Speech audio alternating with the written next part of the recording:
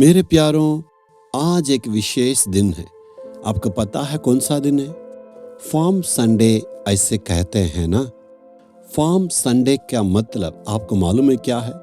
यीशु मसीह क्रूस पर मरने के पहले हफ्ते में यीशु मसीह यरूशलेम की ओर रवाना हुए।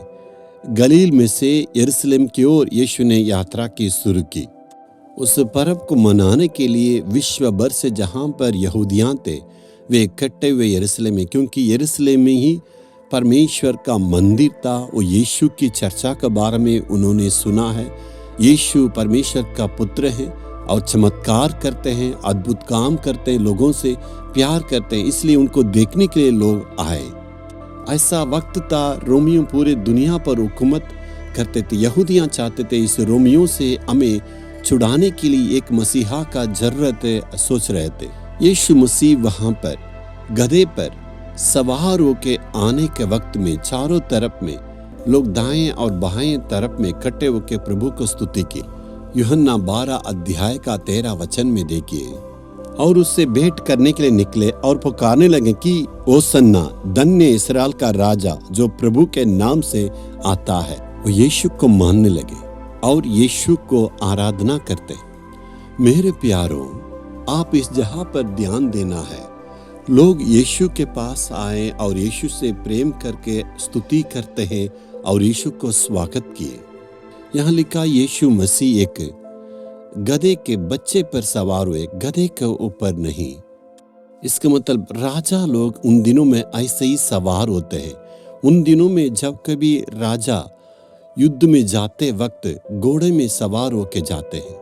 राजा जब युद्ध में विजयी होकर आते हैं, उस वक्त राजा को स्वागत करने के लिए उस फाटक पर गधे के बच्चे के रखते हैं। पूरे लोगों को दिखाना और कहना चाहते हैं हमारा राजा युद्ध में विजयी होकर यहाँ आए हैं, और लोग इतना खुशी मनाते हैं। जब यीशु मसीह गधे के बच्चे पर सवार हुए तो वो मानने लगे यीशु मसीह जरूर राजा है। एक वक्त आएगा इस रोमियो का हुकूमत से यीशु मसीह छुड़ाएंगे कह के वो खुशी के साथ आनंद मनाए। वो सन्ना का मतलब हे परमेश्वर हमारा उद्धार कर, ऐसे ही वो कह के चिल्ला रहे थे। खुशी के साथ यीशु को उन्होंने स्वागत किया। क्या यीशु ने रोमियो को भगा के उनको आजाद दिलाई? कभी भी नहीं। उन्होंने गलत रूप से समझ गया था। लेकिन यीशु तो राजा है। वो सिर्फ एक जाति के एक लोगों को छुड़ाने के लिए नहीं, पूरे दुनिया में जो दुख मुसीबत में है उनको छुड़ाने के लिए आए।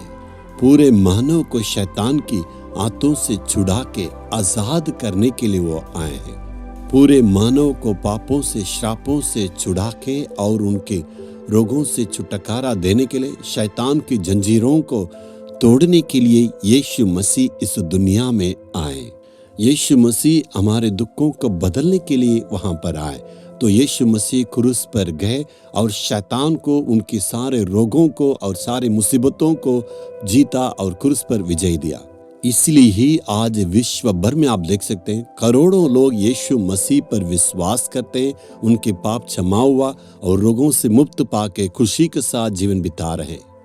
इसलिए आज के दिन में इस यीशु मसीह को अपने दिल में राजा के रूप में ग्रहण किए हैं। क्या अपने हृदय रूपी सिंहासन पर यीशु को राजा के रूप में रखें? यदि वो राजा है तो आपका जीवन में कोई भी तकलीफ, मुसीबतें नहीं आएगा। शैतान आपको कभी भी नहीं छुएगा। यीशु मसीह को देख के शैतान कांपेगा, क्योंकि आपकी छुटकारा के लिए यीशु मरा है। इसलिए हमें कहना है यीशु हमें तू रक्षा करना है, हमारे जीवन में तू आना है। अपने हृदय में सिंहासन में यदि यीशु मसीह को बैठाएंगे तो आपका दिल की समस्या दूर होगा, आपका जीवन का डर दूर होगा, मुसीबतें दूर होगा। आपको प्रभु चमत्कार करेंगे। आज हम कहेंगे यीशु मेरे हृदय का सिंहासन में तू राजा बनकर रहना है।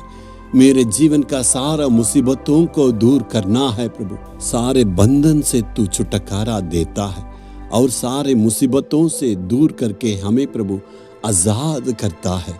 मेरे हृदय रूपी सिंहासन में तू बैठ के हमें प्रभु तू अगुवाई करना है।